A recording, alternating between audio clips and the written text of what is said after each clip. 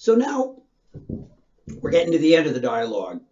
Ion has said, okay, maybe I don't have knowledge in general about other poets. I don't have this. I don't have that. I just know, as we saw in the last video, says Ion, I know what a man, woman, slave, a leader. I think that I know. Remember, it's kind of wishy-washy. I think I know what these people would say, what it would be fitting, what it would be appropriate, what should be said by them. And then Socrates says, okay, let's look at the notion of a leader. And you say that a rhapsode would know what's fitting, what a leader should say. And Socrates says, okay, let's look at this leader in a context. So if a leader's in a particular context, like having to look after a sick person, and Homer is talking about that. Now, is the rhapsode the best judge there, right? When a leader is talking about a sick person, would that be where the rhapsode would be the best judge, or would a doctor?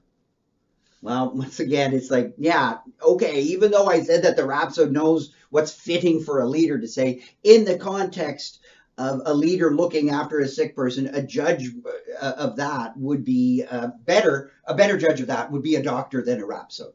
Okay, so if a leader, Homer is talking about a leader who's out at sea and there's trouble with the weather, again, who's going to be better to judge that? So this is basically, kind of repeating itself. Would it be really a navigator, somebody who is, an expert at who knows about, charting a course through a storm, or a rhapsode? And then once again, Ion's like, yeah, I guess it'd be a navigator that would be better judge of that. So there's Socrates is going through, he's enumerating this a list of, a leader in a certain context, who would be better to judge.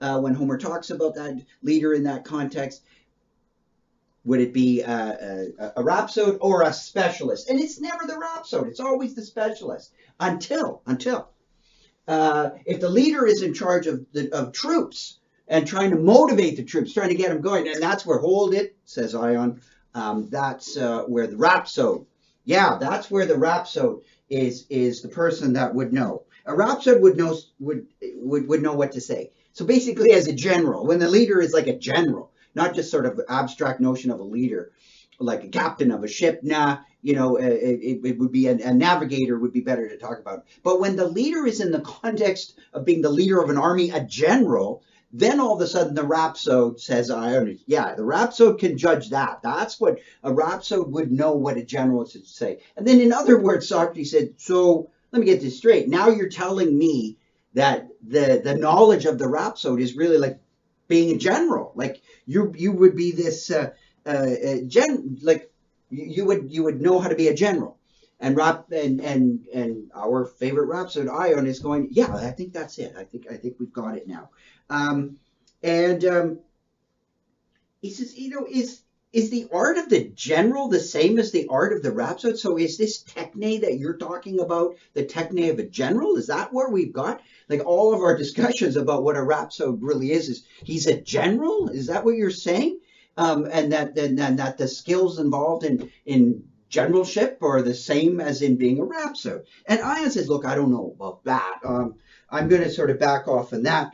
But, I really don't know what to say about that. And then Socrates says, okay, well, how did you become, like, if you were to learn about something like horsemanship or whatever, would you learn it through being a rhapsode? Does that ever come across? No, you would learn about horsemanship through working with horses and not being a rhapsode. So again, there's a little bit of a repetition of this plan.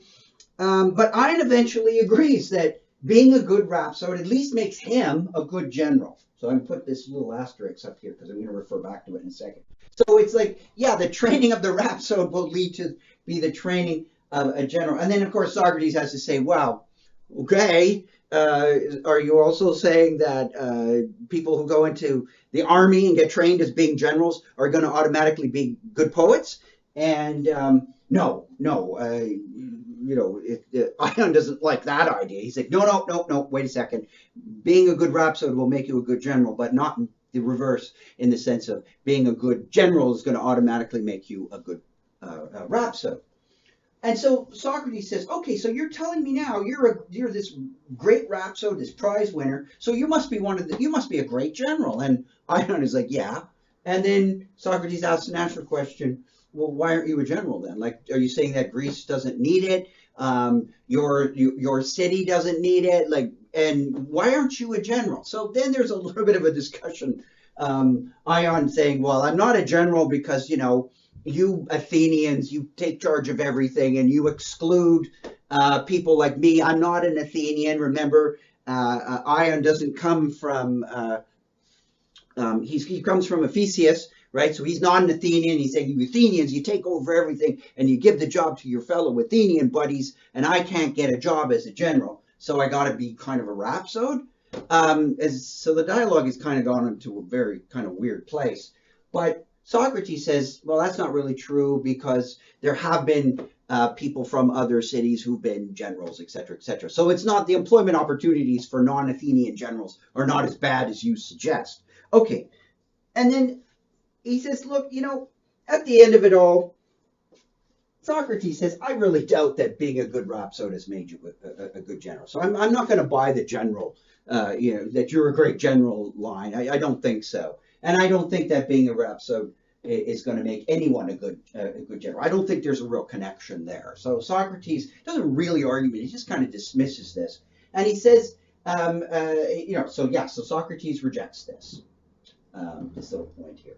And he says, look, I think in the end, I think what we've got is a kind of dichotomy. And Socrates sort of sums up what he thinks that he's presented, is that, look, in the end, he's like, Ion, if you're a master of your subject, you haven't really explained it or demonstrated. I can't figure out what this particular technique you talked about having really is. I tried to spin it in different directions, but if it's really a mastery, if your rhapsodic nature is really the result of mastery, then it seems like you're just not telling me, right? And you're being duplicitous, or you're just not being forthright. In that, in a sense, you're kind of wronging me. You're not coming to the discussion in good faith. And so you're kind of immoral for doing this, right? You're being less than honest.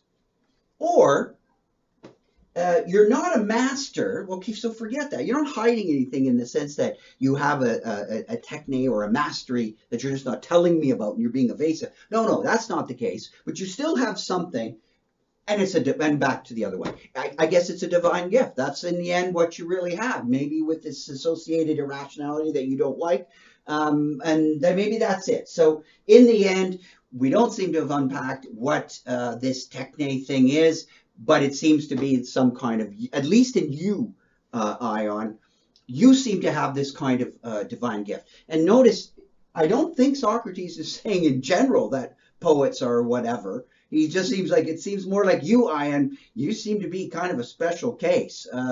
But it's not clear, and there's been sort of, what's the total impact of Socrates' discussion? Does it apply to all poets? Or does it apply to all rhapsodes? Or is it more just for Ion? It's, at least in my mind, it's not entirely clear. It's debatable.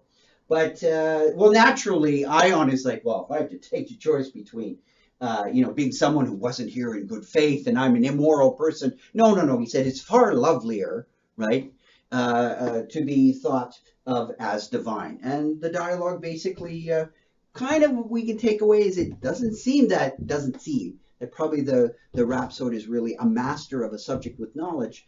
But if we can generalize that the rhapsode it has to be sort of divinely inspired. So the notion of truly interpreting, it seems, at the end of it all, is it's some special kind of some kind of gift, which implies also that the writer, that the composer of poetry also is divinely inspired and not necessarily just a person of this world when constructing poetry or when representing it as the rhapsode does.